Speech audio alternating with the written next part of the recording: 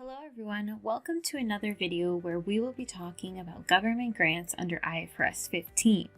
The best way to understand how to solve for government grant AOs is to look at an example.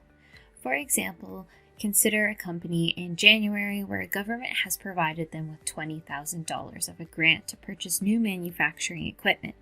At the time, the equipment was purchased for $100,000 and has a useful life of 10 years. To retain the grant, Company ABC must meet specific production criteria for the next 5 years.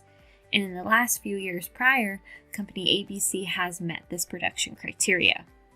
The first step to assessing this AO is to address the definition of a government grant. A government grant is defined as a type of assistance by the government in the form of a transfer of resources, whether this be monetary or non-monetary, to the entity. This could be for past or future compliance with specific conditions related to the company's operating activities. This does differ from government assistance, in which economic benefits are provided indirectly through action. For example, maybe free marketing or business advice. Note that unlike ASPE, IFRS outlines different rules for both. In this example of Company ABC, the $20,000 represents a monetary transfer of resources for future compliance, therefore the definition criteria is met. The second step to assessing this AO is to address recognition and measurement. Government grants should only be recognized when the following criteria are met. The first is that there is reasonable assurance that the entity will comply with the conditions. The second is that there is evidence that the grant is likely to be received.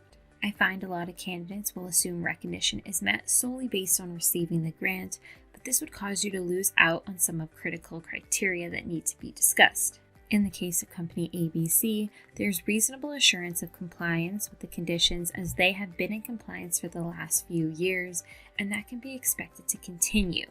The grant has already also been received, therefore the recognition criteria in this case are met. There are two approaches for measuring government grants, the first being the income approach.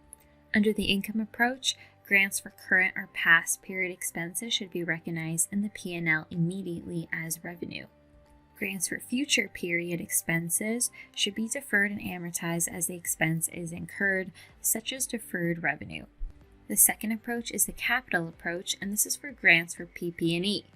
There are two acceptable methods for presenting these. The first is to reduce the PP&E balance and amortize based on the new carrying amount. The second is to record a deferred liability account and amortize on the same basis as PP&E. As the transfer of resources in our example do not relate to expenses, the income approach would not be appropriate here. Therefore, we should use the capital approach instead.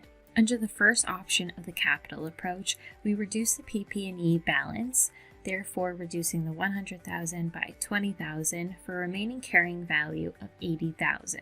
The year-end entry would therefore be recording amortization on this new basis. The second method under the capital approach is to record a deferred liability account and amortize. The initial entry would therefore be recording the $20,000 as a deferral, and the year-end entry would be amortizing this $20,000 over 10 years, which is the useful life of the asset. The next step would be how to treat a repayment of the grant. In the case where conditions are broken and the grant must be repaid to the government, this treatment will be dependent on how the initial grant was recognized. Grants related to income and expenses should be retreated prospectively as a change in estimate. Profit or loss should be immediately recognized to the extent in which the repayment exceeds the deferred credit for the grant. For grants related to PP&E, the repayment must be treated by increasing the carrying amount of the asset or reducing the deferred income balance by the amount repayable, depending on which method was initially chosen.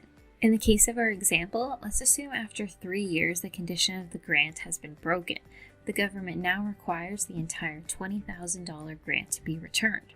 If a deferred liability was set up under the capital approach, the amortization expense will get reversed as the loan is to be repaid. The entry will be a credit to the cash paid, debiting our remaining deferred revenue, and the balance being a loss to the company. If the grant was initially set to reduce the carrying amount of the asset, the additional depreciation that would have been recognized had the grant not have been recorded should be recognized immediately in profit and loss.